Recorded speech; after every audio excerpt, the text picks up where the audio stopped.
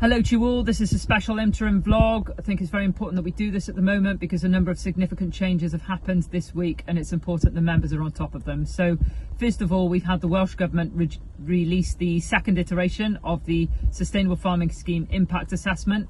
If you remember, the first impact assessment led to NFU Cymru members putting wellies on the steps of the Senedd in protest. The latest iteration, whilst an improvement on the first one, it still has some very concerning figures, a potential 5% loss in livestock in Wales, potential 4% loss in jobs and a 16% reduction in farm business income based on the modelling of the Sustainable Farming Scheme as it stands today.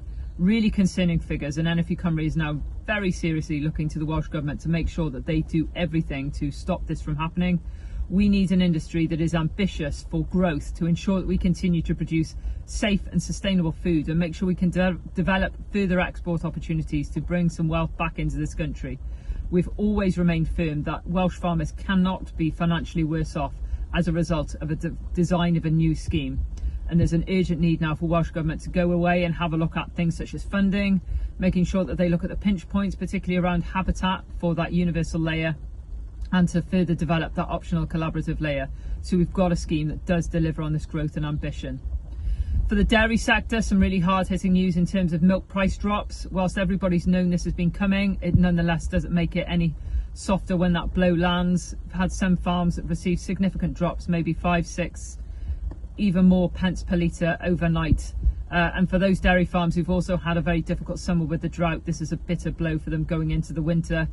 Arable likewise, already had an incredibly difficult past 2 years really, and now many going into a very wet autumn, and I appreciate really struggling looking at getting crops in the ground, looking at how they can finance important inputs, feeds, agrochemicals, whatever it may be. So at the moment no sector is escaping from any of the problems. And then finally we've got the new blue tongue temporary risk zone that has come up around Tintern in Monmouthshire as a result of some clinical signs of blue tongue on a farm in that area. Really worrying. Appreciate that this has come very suddenly. There are some farms who are now caught up in that zone who've had no time to prepare, and this is incredibly difficult. The core group was working on this, is working very hard to try and find options for those farms. I think it's pleasing to see that we are at least heading towards that low vector period, and the message to all farmers is always, please do think about vaccination, have a chat with your vet about that.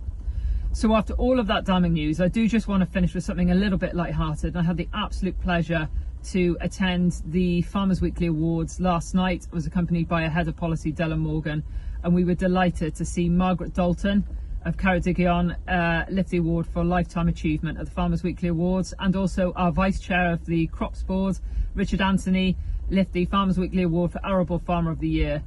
Plus there were a whole host of members who were in that shortlist in all sorts of categories, and it just goes to show how fantastic this industry is and everything we've got to deliver. And we're going through some very difficult times at the minute. We absolutely stand with you. We are absolutely working behind the scenes on this. Please do keep doing what you're doing, because what you are doing never ceases to amaze me.